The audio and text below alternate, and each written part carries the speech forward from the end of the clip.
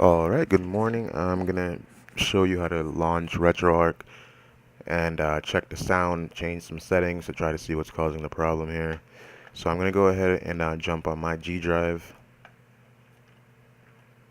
and we're gonna launch RetroArch. Okay, so you want to go into your Hyperspin Live folder, go into emulators folder, and then go to RetroArch test, not the RetroArch test Vulkan, just RetroArch test. Once you go in there, you want to click on retroarch.exe. Double click on that. RetroArch should load up. It's like a blue screen, as you can see here.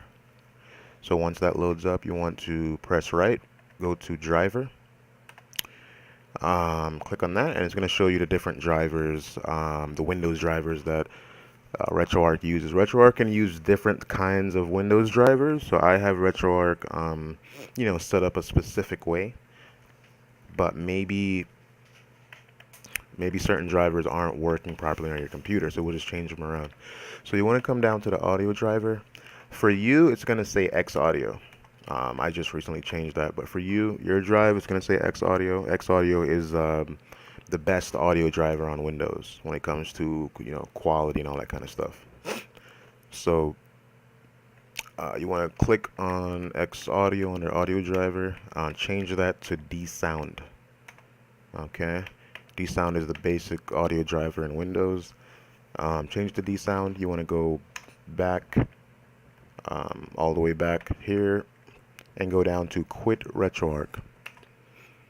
Now, after you quit RetroArch, you want to relaunch RetroArch. The reason why is to see if the setting actually saved. Okay, so you relaunch it, go back to driver. Go back to audio driver, make sure it's set to D-Sound. If you're set to D-Sound, you're all good. So you want to go back, make sure it's still on D-Sound, of course. Go back to the first page here and go down to Quit RetroArch. Now you want to load up your Hyperspin. You want to load up a game that uses RetroArch, and we'll see if the sound works. For me, the sound works fine. So we're gonna go ahead and just open up Hyperspin and see if a game plays through RetroArch, and we'll see what's supposed to happen.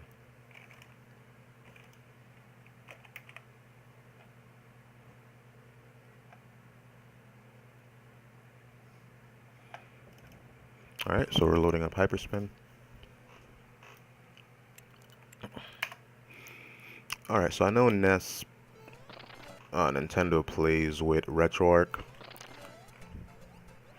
So we'll go ahead and open up Nintendo.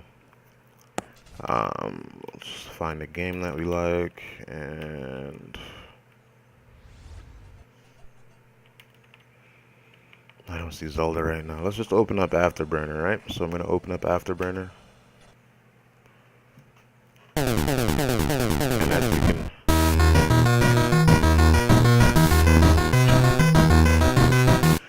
And as you probably heard, because it's very loud, the sound is working. Okay. Let's load up Aladdin.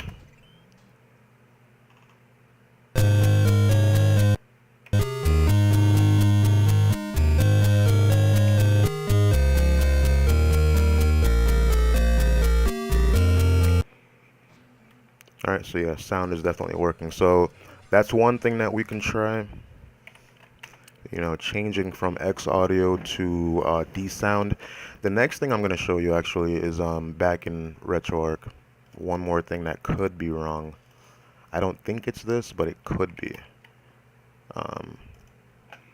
You not having sound is strange anyway, so I think we should check everything. So go back into RetroArch. If that doesn't work, what you just did, if that doesn't work, come back into RetroArch, and